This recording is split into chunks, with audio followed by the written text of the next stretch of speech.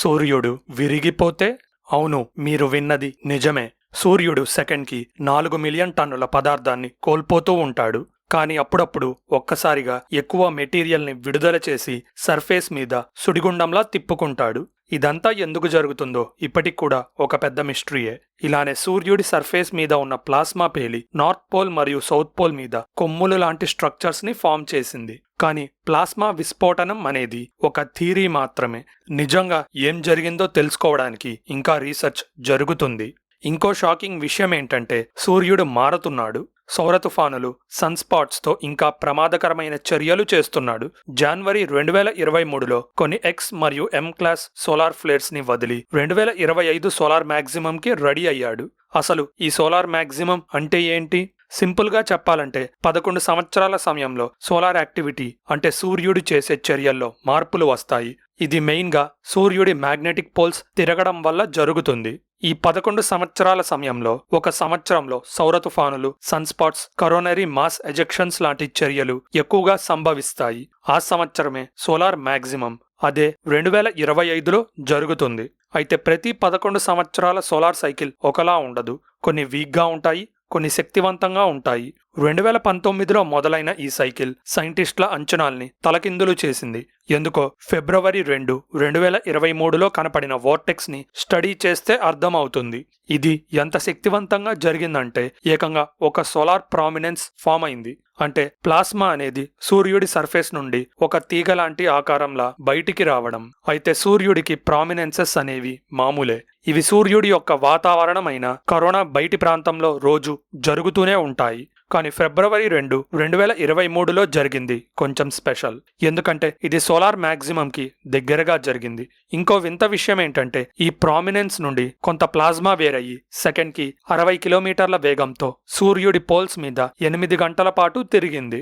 ఇలాంటి చర్యని మొదటిసారిగా ఇంత డీటెయిల్డ్గా చూస్తున్నాం. దురదృష్టవశాత్తు సూర్యుడి పోల్స్ పై ప్రాంతంలో ఉంటాయి కాబట్టి డీటెయిల్డ్గా చూడడం కష్టం. సో అసలు నిజాలు బయటపడాలంటే ఆగక తప్పదు. 2021లో నాసా సూర్యుడిని తాకింది. నాసా లాంచ్ చేసిన పార్కర్ సోలార్ ప్రోబ్ సూర్యుడి వాతావరణం పైభాగం నుండి వెళ్ళింది. కొన్ని కణాల శాంపుల్స్ ని కలెక్ట్ చేసి అక్కడి మ్యాగ్నెటిక్ ఫీల్డ్స్ ని పరిశీలించింది.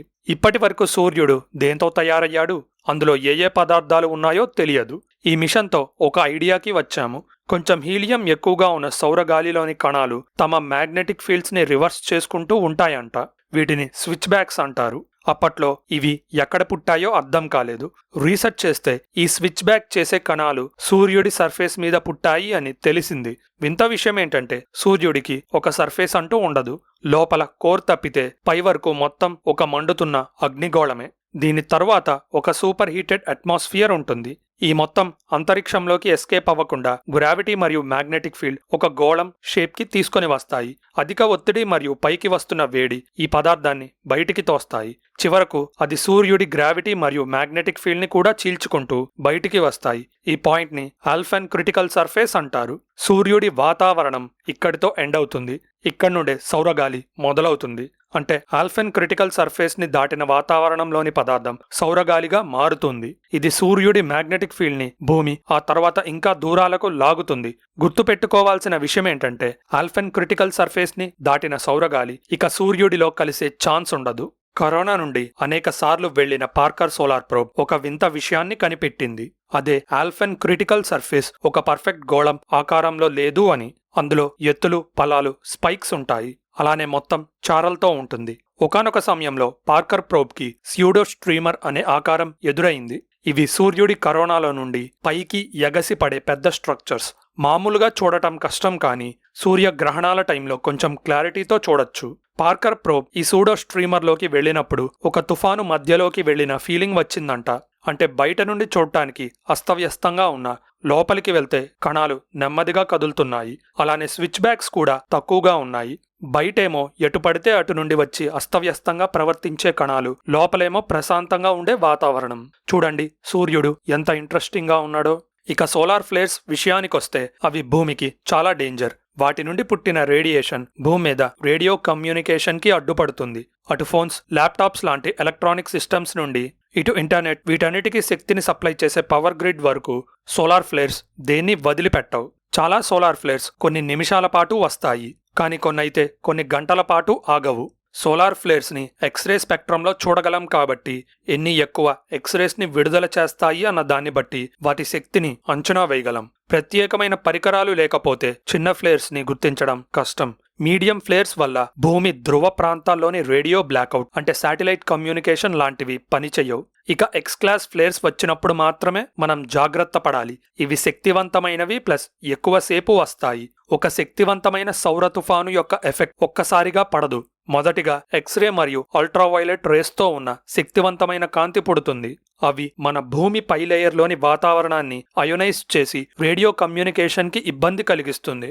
ఆ తర్వాత ఒక రేడియేషన్ తుఫాను భూమిని తాకుతుంది. చివరికి ఒక మేఘంలా కలిసిన చార్జ్డ్ కణాలు భూమి వాతావరణాన్ని తాకుతాయి. దీంతో పాటే ఇవి భూమి మ్యాగ్నెటిక్ ఫీల్డ్తో చర్యలు జరిపి ప్రపంచాన్ని అల్లకల్లోలం చేస్తాయి. ఈ రోజుల్లో ఒక ఎక్స్ క్లాస్ కంటే శక్తివంతమైన సోలార్ ఫ్లేర్ పుడితే అది శాటిలైట్స్ని నాశనం చేసి జీపీఎస్ సిస్టమ్ లేకుండా చేస్తుంది. ఆ సమయంలో ఎవరైనా ఆస్ట్రోనాట్స్ స్పేస్ వాక్ చేస్తుంటే సోలార్ ఫ్లేర్ యొక్క ఫ్లాష్ కనపడిన కొన్ని నిమిషాల్లోనే స్పేస్ స్టేషన్లో షెల్టర్ తీసుకోవాలి.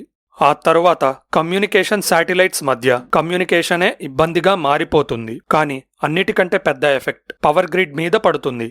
శక్తివంతమైన కణాలు తగిలిన ట్రాన్స్ఫార్మర్స్ ఓవర్లోడ్ అయ్యి డ్యామేజ్ అవుతుంది. మొత్తంగా ఒక పెద్ద సౌర తుఫాను $1 నుండి $2 ట్రిలియన్ నష్టాన్ని తెచ్చిపెడుతుంది. అయితే వీటిని ఎదుర్కోవడానికి కొన్ని టెక్నాలజీస్ వాడొచ్చు. వీటిలో కొన్ని రీసెర్చ్ స్టేజ్లో ఉంటే మరికొన్ని సైన్స్ ఫిక్షన్లో మాత్రమే ఉన్నాయి. మొదటిగా ప్రాక్టికల్గా ఆలోచిస్తే స్పేస్ వెదర్ ఫోర్కాస్టింగ్ సిస్టమ్స్ అంటే అంతరిక్ష వాతావరణ హెచ్చరిక సిస్టమ్ని ఇంకా మెరుగుపరచాలి. నాసా, ఇస్రో లాంటివి హీలియోఫిజిక్స్ అంటే Parker solar probe, Aditya L1 లాంటి మిషన్స్ని పంపి సూర్యుని మ్యాగ్నెటిక్ చర్యల్ని కంటిన్యూస్గా ట్రాక్ చేస్తున్నాయి. వీటిని ఇంకా ఇంప్రూవ్ చేస్తే సౌర తుఫానులు వస్తున్నాయి అని ముందే వార్నింగ్ ఇవ్వచ్చు. అలానే శాటిలైట్స్కి ఆటో షట్డౌన్ మోడ్ డిజైన్ చేయడం అంటే సౌర తుఫానులు వస్తున్నాయి అని తెలియగానే శాటిలైట్స్ ఆటోమేటిక్గా పనిచేయడం ఆగిపోవాలి. మరో పద్ధతిలో ఫారడే కేజెస్లో సెన్సిటివ్ ఎలక్ట్రానిక్స్ని స్టోర్ చేయడం. ఇది ఒక కవచంలా పనిచేస్తుంది. వీటి నుండి పాస్ అయ్యే కరెంట్స్ బయట నుండి వచ్చే రేడియేషన్ని ఆపుతాయి. తర్వాత ట్రాన్స్ఫార్మర్స్ని మ్యాగ్నెటిక్ షీల్డింగ్లో ఉంచడం. ఇది కూడా ఫారడే కేజ్ లానే పనిచేస్తుంది, కాకపోతే మ్యాగ్నెటిక్ ఫీల్డ్ ఉంటుంది. ఇక సైన్స్ ఫిక్షన్లోకి వస్తే మనం ఒక ప్లానెట్ వైడ్ మ్యాగ్నెటిక్ షీల్డ్ అంటే భూమి మొత్తాన్ని ఇంకా శక్తివంతమైన మ్యాగ్నెటిక్ ఫీల్డ్తో కవర్ చేయొచ్చు. ఇంకా ఫర్దర్గా ఆలోచిస్తే ఒక డైసన్ స్వామ్ లాంటి స్ట్రక్చర్తో సూర్యుని చుట్టేయడం ద్వారా శక్తిని అబ్జార్బ్ చేయడమే కాక ఫిల్టర్ చేయడానికి వాడొచ్చు. ఇవన్నీ టైప్ 2 నాగరికత స్టేజ్కి రీచ్ అయితే మాత్రమే నిర్మించగలం. ఇంకో concept artificial Lagrange point satellites అంటే భూమి సూర్యుడి మధ్య గ్రావిటీ బ్యాలెన్స్ అయ్యే పాయింట్స్లో మ్యాగ్నెటిక్ ఫీల్డ్ ఉన్న శాటిలైట్స్ని మెయింటైన్ చేయడం ద్వారా శక్తివంతమైన సోలార్ పార్టికల్స్ని దారి మళ్లించవచ్చు. ఇంకో కొత్త ఆలోచన ప్లాస్మా క్లోకింగ్ అంటే భూమి చుట్టూ టెంపరరీ ప్లాస్మా పొరని జనరేట్ చేసి శక్తివంతమైన సోలార్ రేడియేషన్ని రిఫ్లెక్ట్ చేయడం. ఇవన్నీ ఇప్పటికీ సైన్స్ ఫిక్షనే, కానీ రీసెర్చ్ చేసి ఫండింగ్ ఇస్తే భూమిని కాపాడే రక్షణ వ్యవస్థలుగా మారతాయి. ఏదేమైనా సూర్యుడు ఇప్పుడు 11 సంవత్సరాలకి కొన్నిసార్లు తన ప్రతాపం చూపించిన మరో 2 బిలియన్ సంవత్సరాల్లో తన అంతిమ దశకు వస్తాడు. అప్పుడు మరో భూమి వెతుక్కోక తప్పదు. ఇలాంటి ఇంట్రెస్టింగ్ స్పేస్ వీడియోస్ చూడాలంటే మన ఛానల్ సబ్స్క్రైబ్ బటన్ నొక్కి బెల్ ఐకాన్ క్లిక్ చేయండి. ఈ ఇన్ఫర్మేషన్ అందరికీ రీచ్ అవ్వాలంటే వీడియో లైక్ చేయటం మర్చిపోకండి.